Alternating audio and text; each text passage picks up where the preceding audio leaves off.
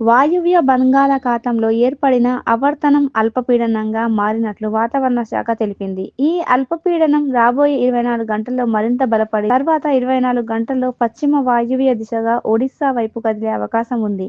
దీని ప్రభావంతో దక్షిణ భారతదేశంలోని ఆంధ్రప్రదేశ్, తెలంగాణ, తమిళనాడు, కర్ణాటక, కేరళ రాష్ట్రాల్లో ఈ రోజు మరియు రేపు భారీ నుండి అతి భారీ వర్షాలు కురిసే అవకాశం ఉందని అధికారులు హెచ్చరించారు. ఈ నేపథ్యంలో పలు జిల్లాలకు ఆరెంజ్ అలర్ట్ జారీ చేయడం జరిగింది.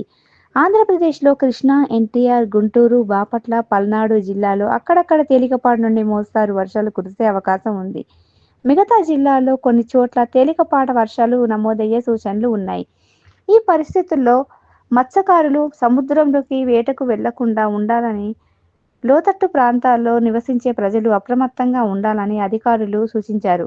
ఆంధ్రప్రదేశ్లో 15 జిల్లాలకు ఆరెంజ్ అలర్ట్ జారీ చేయబడింది. తెలంగాణలో భద్రాద్రి కొత్తగూడెం, హన్మకొండ, జగిత్యాల, భూపాల్పల్లి, కరీంనగర్, ఖమ్మం, మహబూబాబాద్, ములుగు జిల్లాలో భారీ నుండి అతి భారీ వర్షాలు కురిసే అవకాశం ఉందని హైదరాబాద్ వాతావరణ శాఖ తెలిపింది. ఇతర జిల్లాలో తేలికపాటి నుండి మోస్తారు వర్షాలు కురిసే అవకాశం ఉంది.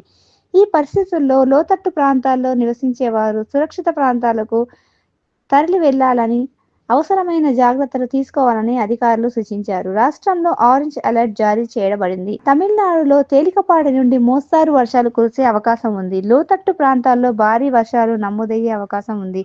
మత్స్యకారులు సముద్రంలోకి వెళ్లకుండా ఉండాలని అధికారులు హెచ్చరించారు. కర్ణాటకలో తేలికపాటి నుండి మోస్తారు వర్షాలు, కొన్ని చోట్ల భారీ వర్షాలు కురిసే అవకాశం ఉంది. కేరళలో కొన్ని జిల్లాల్లో కూడా భారీ వర్షాలు కురిసే సూచనలు ఉన్నాయి.